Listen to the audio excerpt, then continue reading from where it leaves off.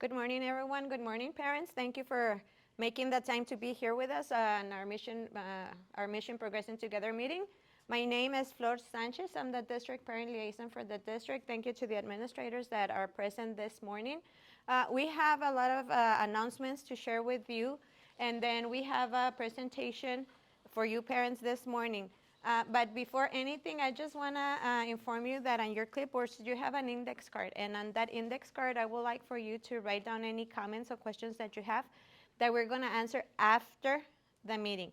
So throughout the presentation, we just want to make sure that you get all that information for this topic. And if you have any comments or questions, you're going to be more welcome to write it on your index card, and they'll be answered at the end of the meeting. Okay. Next, I want to introduce Dr. Mesa Chavez, our superintendent of the district. All right, thank you, Ms. Flor. Parents, thank you so much for being here. We know that you could be anywhere else, but you chose to be here with us. A reminder, we are recording because our goal is to make sure that all our parents are informed. For whatever reason, we want to make sure that they can't come back and say, I wasn't told. So hopefully there's the video that'll go out. Remember, it's an electronic newsletter that goes out. We take the English version, we take the Spanish version, and we send it out. And so hopefully that helps keep all of our community informed. But I thank the parents that are here in person. With that being said, our Mission Progressing Together meeting for November, we do have announcements. Let's begin with our Loya primary students. They will have their Thanksgiving luncheon on Thursday, November 9th. Our elementary and our secondary Thanksgiving luncheons are going to take place on Thursday, November 16th. Please make sure that you're taking appropriate measures to plan for those days. It is busy. We have a lot of guests and we need your full cooperation, but most importantly, we need your patience, because I know that maybe the lines may get a little bit long and we may need to give a little bit more grace. Speaking of Thanksgiving, right? A little bit of grace just in case anything should happen. So we do thank our child nutrition department who has worked with our administrators to make sure that those Thanksgiving luncheon events are fruitful for all of us to enjoy. We also are going to be having our Veterans Holiday this Friday, November 10th. So that means that students and staff are not going to be in the district. With that being said, our Thanksgiving break is going to be happening from November 20th to November 27th, and students will be returning back to class on Tuesday, November 28th. At this time, I'd like to bring up one of my colleagues, Ms. Alvarez, to come over and talk to us about our literary anthology.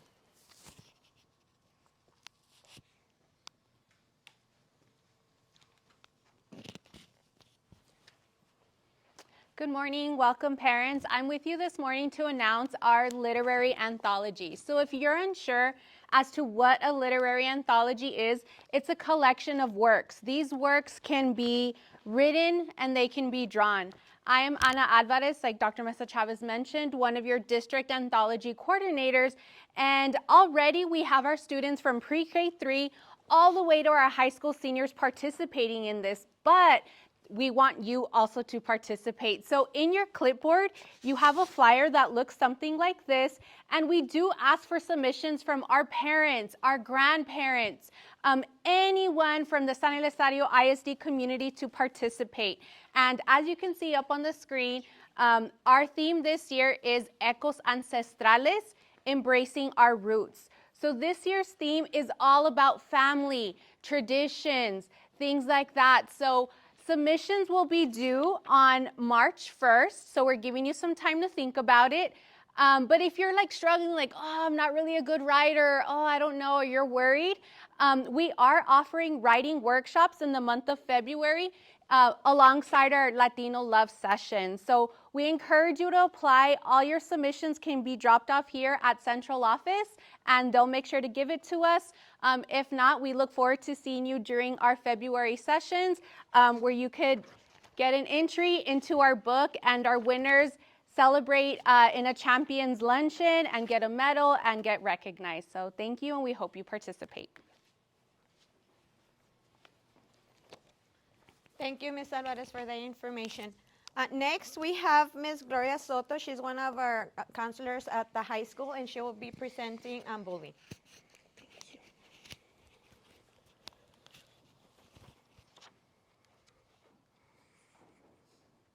Good morning. I move a lot, so I'm gonna try my best to stay here. My name is Gloria Soto. I'm one of the counselors at the high school. Welcome. And I'm just waiting for it. Okay. So today we're gonna talk about bullying. So what is bullying? We always talking about bullying, but we need to make sure we understand the meaning of bullying. So what is bullying? Bullying is the use of aggression with the intention of hurting another person. So it can be physical violence. It can be about, like, say, calling someone like mean names. It can be exclusion of a group. Those are the different types of bullying. So something that we do a lot, it's confusing bullying with conflict. They're two very different, they look similar, but they're different terms. So what is conflict? Conflict is when you talk with someone and maybe you disagree on what they have to say, but they have the same power when they're talking about something, about a topic. They have equal power between those involved. Two people, same power. They can disagree or agree on things, but they want to find a solution. Their intention is not to hurt someone. Bullying, on the other side, it's the goal is to hurt someone. It can be, and we see it bullying at the schools, but it can be also in adults. So it's the goal is to hurt someone. It's somebody that they feel like with more power than the other person. They want to put the other person down. The behavior continues. So it happens a lot more than one time. If it's one time, maybe it's just a conflict. Maybe they're just debating, maybe they're talking, maybe we also have conflicts at home, right, as an adults with the people that we love, with our partner, with our parents, but it's just a conflict. It's not bullying. So bullying, it's something that they just want to hurt the other person and have all the power. Okay, so parents, if you are here, it's because you have a child. It doesn't matter the age, but you have a child, or you have a loved one that you want to help with bullying because you may think that they're going through bullying, somebody is bullying them, or maybe they're bullying someone, okay? So what can you do to help? So one thing that you can do as parents is to be involved. All these activities, it's just like examples of being involved in their child's lives, in our loved one's life, okay? So you can offer to drive your child and their friends to events. You can observe what they say, what they do when they're together with the friends. Are they the same person when they're with us and when they're with their friends? Can I see your heads going like that or like that? So they're like, sometimes they're different people, right? They're more open, they're more themselves when they're around their friends. So we need to observe those things. Something that we can also do is to be volunteer at school. If the volunteers can talk and be here and give you and say all the things that they see at the school or like in the hallway when they see students around, they can say a lot of stories. So be more involved in school events and pay attention to the changes. If that student was like all the time or like it was a happy individual and they change over their mental health, they see them quiet, sad, depressed, there's something going on. So here's a list of other things you can do. Empathy. I think it's a word that everybody, or a feeling, something that we all want to have, but not all people knows how to give, right? So we just, even as an adults, we always ask for empathy, but we don't know how to show empathy to our little ones. So we need to show empathy empathy, it's just maybe you don't understand. Maybe you don't know how it feels, but you're there. You respect their feelings. That's empathy. You you can show them how to understand what it's bullying. Again, bullying and conflict, two different things. They may look the same, but they're two different things. Another thing you can do is save information. You know how it works, like being honest, how it works. So if there's no proof, if there's no evidence, there's not too much we can do to show that there's a bullying happening. Be a role model. That's something that I think it's really hard to be, because sometimes we forget that somebody is watching us. So something that like I need to remember all the time. I don't have kids, but I have nephews, nieces, and they have told me that I'm their role model. So, and every time I want to do something, like when I'm driving and I feel mad or upset and I want to say something bad, I just remember that there's someone watching me. So the way we act, they learn from us. So make sure that you are very careful with what you do, what you say in front of them. Also help the child's self-confidence. Somebody, almost all the time when there's a victim of bullying, it's because their self-esteem, it's not there. Okay, so if they're letting other people bully them, maybe they need to also work on their self-esteem. Okay, something, again, be a role model. If a lot of the times when the child is having a hard situation with their self-esteem, maybe it comes from their parents, that they also need to work on that. Okay, so something that I'm gonna mention, I think it's part of this list. Be nice to them. I know I'm coming from a Mexican family, very Mexican family, where they feel like weird when they say, you're beautiful, right? Because we're not used to that. Like maybe our parents, when we grew up, they didn't used to do that. So you as parents, maybe that's something that you need to start doing, even though it feels weird, because I know how it feels. Sometimes, for example, when my mom says, I love you or you're beautiful, she makes those faces like, that feel weird, because she's not used to it. But it's something that they're like, especially right now, teenagers, middle school students, little ones need that. Okay, because you're the first person that if you tell them how beautiful they are, they're gonna start thinking, I'm beautiful and I deserve more than that. Help your child develop strategies and skills for how to work with bullying, how to react if they feel that somebody is bullying them. Also, keep in contact with the teachers. They spend a lot more time at school than at home, so they know a lot. They see a lot. So have that relationship with the teachers so they can tell you what's going on, something maybe that you don't see when they're at home, but they're seeing it when they're around their friends. Okay? And then also, you have counselors in every school. You have parent liaisons. We're there to help you. But if you don't say something, sometimes we don't know what's going on, okay? So make that, if you need help, let us know so we can, maybe we don't know, maybe we're not gonna have all the answers, but trust me, we're gonna look for the answers to help you and help, of course, the students. Okay, so bullying today, how bullying looks today, 2023. Cyberbullying.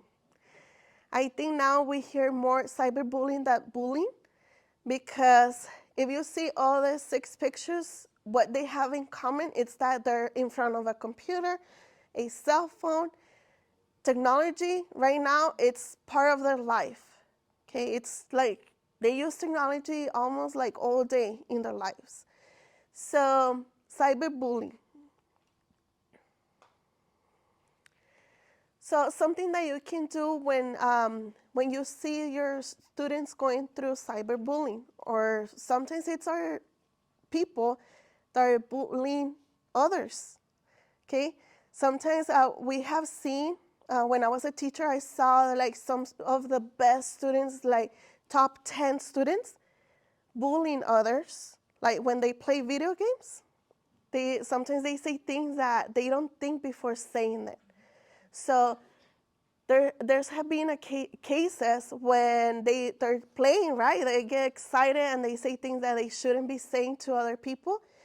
And if that person makes a report, then they need to follow up. So we need to teach them how to just think before talk, or think before they type something or they say something.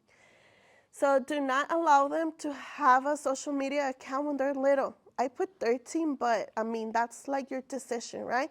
If somebody tries to open an account, they give you the age that it's recommended for them to have an account. But you as a parent, you decide what's the perfect age for them to have an account. So it's not recommended for them to have an account very little, because again, they're learning. They're still a child, so sometimes it's hard for them to understand what's right and wrong. So they're growing. They don't think the way we think. Monitor their social media. If we send them a request, most likely they're not gonna accept us, right?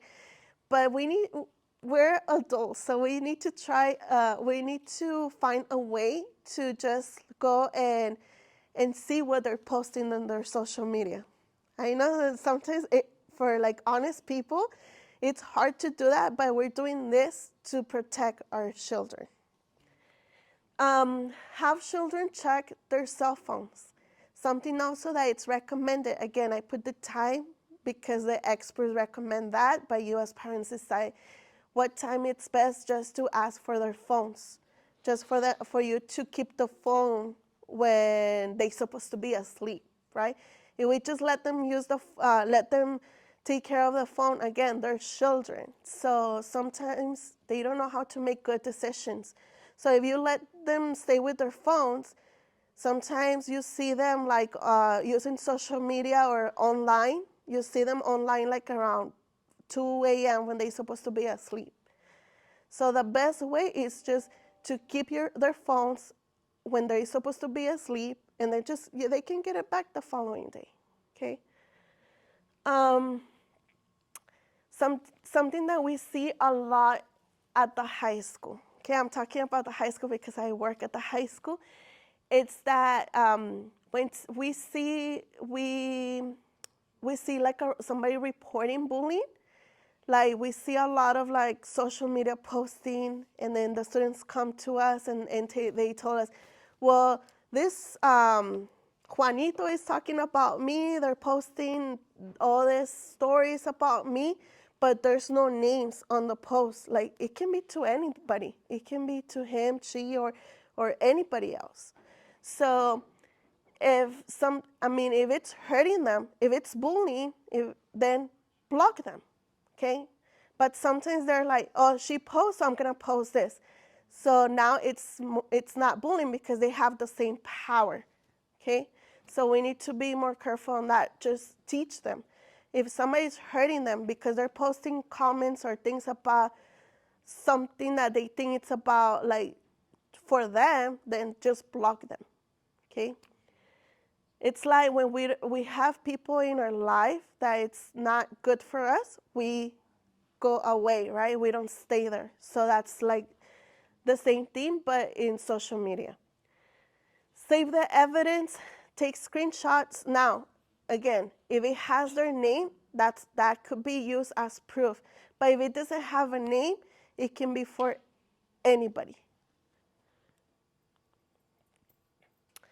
Okay, so the report process. If you think your child is being bullied, or if you think your child is bullying somebody, because we need to help the victim and also the bully, right? Like we need to offer the same help to both sides, okay? When somebody is bullying others, there's something going on in their lives, okay? So we also need to take care of them. So anybody can report incidents of bullying. It can be in person with an admin in their school, or it can be also online. I don't know if you knew that there's I hope you can see it from there.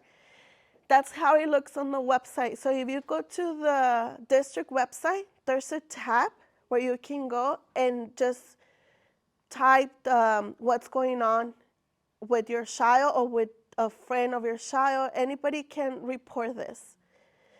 So it has a space to put the name, the information, and you can stay anonymous. So again, make sure you have evidence, okay? Evidence, and ask your child who. Like we need the names of the student that it's bullying them. If we don't know who, there's not too much we can do. So make sure. Sometimes they don't want to. When they do the report at the school, they don't want to give out the name. So make sure if you can help us with that, that would be great because sometimes it's so hard to just get a name. So we need your help with getting the information of who, what, when, and why, okay? And then the admin will get the report from the student, like a writing report. They will follow up. They need to ask, again, both students to see if it's true or not and if it's considered bullying. They do observations. It has to be an investigation about this case. After that, they notify parents and they give the action plan. If you think it's not it's still happening, it's not getting better, then you can request a meeting at the school. Okay. Can we have, okay. Okay, so again, I'm at the high school. If you need anything, I'm there to help. And thank you for being here. Thank you for being involved in your children's life.